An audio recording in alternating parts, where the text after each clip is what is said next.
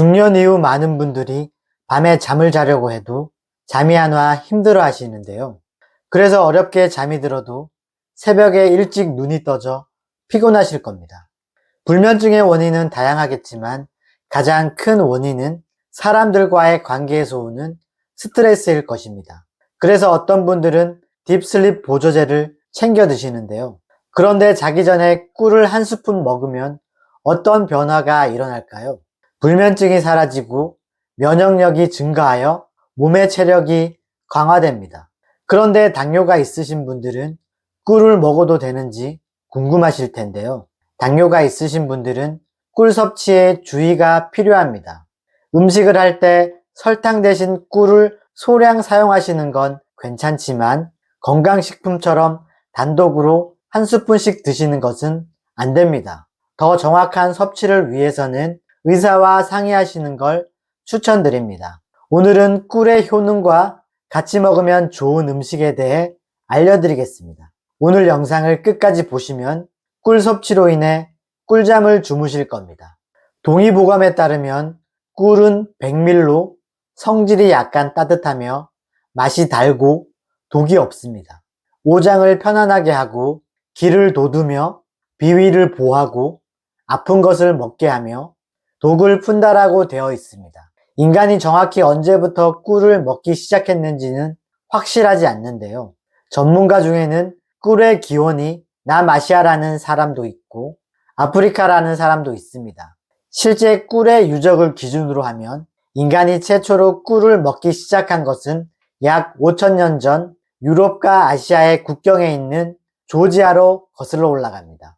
프랑스 소설가 베르나르 베르베르의 책 상대적이며 절대적인 지식의 백과사전에 따르면 고대의 약학 서적들을 보면 이미 오래전부터 벌꿀이 상처를 아물게 하는 데 뿐만 아니라 내장병을 치료하는 데 사용되어 왔음을 알 수 있는데요. 그리스의 의사이자 약물학자인 디오스코데리스는 기침병을 치료하거나 음경의 포피가 너무 죄는 것을 완화시키는데 벌꿀을 사용하도록 권했습니다. 그럼 중장년층은 왜 꿀을 먹어야 할까요? 첫째는 불면증에 좋습니다. 잠자기 전에 생꿀을 먹으면 깊이 자는데 도움이 되는데요.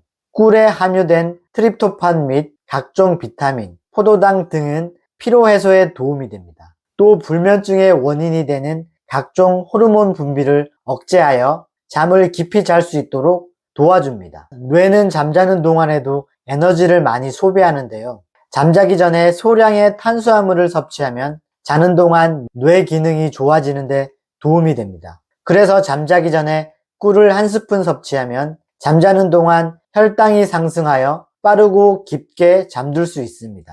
둘째는 피로회복에 좋습니다. 체력이 약해진 환자에게 꿀이 효과가 있다는 것은 이러한 이유 때문인데요. 그러면 꿀 속의 포도당은 어떠한 작용을 하는 것일까요? 흡수된 포도당은 혈관을 통하여 간장에 운반되어 대부분 글리코겐으로 되어 저장되는데요. 일부는 간장을 거치지 않고 혈액에 들어가서 근육 중에서 글리코겐이 되어 이용됩니다. 꿀에 함유된 당분은 포도당과 과당으로 더 이상 분해될 필요가 없는 단당류로 되어 있어 우리 몸에 흡수가 빠르며 피곤하거나 기력이 없을 때 건강한 에너지를 공급하는 역할을 하게 되어 피로해소에 많은 도움을 주게 됩니다. 셋째는 무릎 통증 완화에 도움이 되는데요. 덴마크의 한 대학의 연구에 따르면 200명 관절염 환자들을 대상으로 매일 아침 식사 전에 꿀과 계피가루를 먹게 했더니 일주일 후에 73명의 관절염이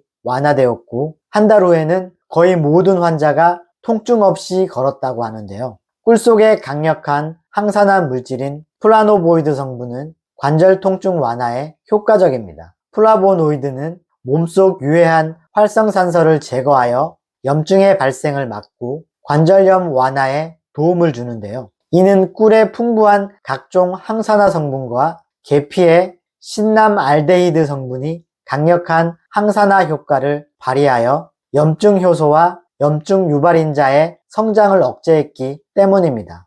이렇게 관절염 완화에 도움을 주는 꿀과 계피는 따뜻하게 차로 마시는 것이 가장 좋습니다. 넷째는 수족냉증 개선에 좋습니다. 수족냉증은 춥지 않은 온도에서도 손과 발이 지나치게 차가워지는 것을 말하는데요. 수족냉증은 혈액순환과 호르몬 변화, 스트레스 등이 원인입니다. 그래서 꿀의 따뜻한 성질과 미네랄 성분이 신진대사를 촉진시키며 혈액순환을 원활하게 도와주며 수족냉증 개선에 도움을 주게 됩니다.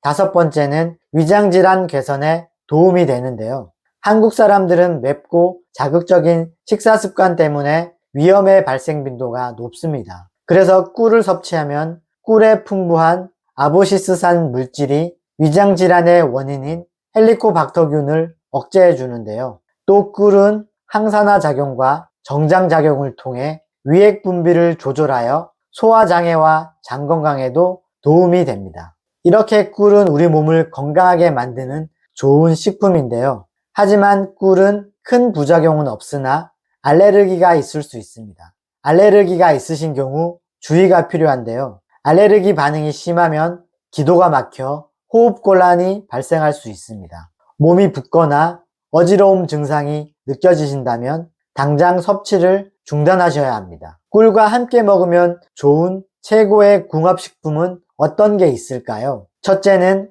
생강입니다. 꿀 생강차는 토와 금의 음식인데요. 오행의 상생상극 중 토생금의 원리에 따라 생강이 가진 금의 기운을 토의 기운인 꿀을 통해 더욱 강화시킨 음식입니다. 생강에는 비타민C, 칼슘, 마그네슘, 칼륨, 인 등의 미네랄과 생강에 올레시놀 등이 포함되어 있는데요. 그래서 면역력 강화, 소화 촉진, 혈압 조절, 진통 완화, 스트레스 완화와 같은 효능이 발생합니다. 이러한 다양한 효능은 꿀과 함께 섭취하면 상호작용이 일어나서 노화 예방과 건강한 삶을 유지하는 데 큰 도움을 줍니다. 둘째는 레몬입니다. 꿀과 레몬 조합은 감기 예방과 면역력 강화에 좋은데요. 비타민C가 풍부한 레몬과 항박테리아 특성을 가진 꿀이 만나면 면역 체계를 강화하는 데 도움을 줍니다.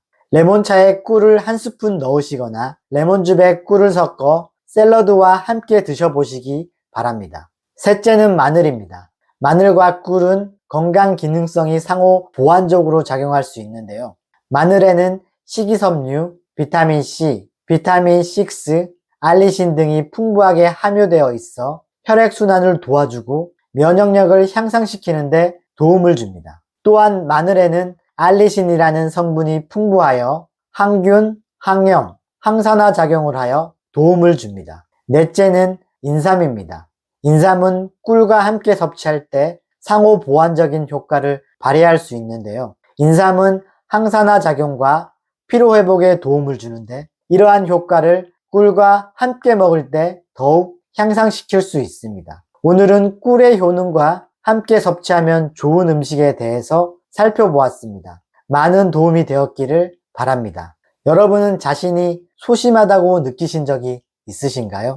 가끔 저는 소심해질 때가 있는데요. 우리가 살고 있는 현실은 성과와 스펙에 집중을 하다 보니 점점 다른 사람과 자신을 비교하게 만듭니다. 그래서 자신감을 잃고 소심해지는데요.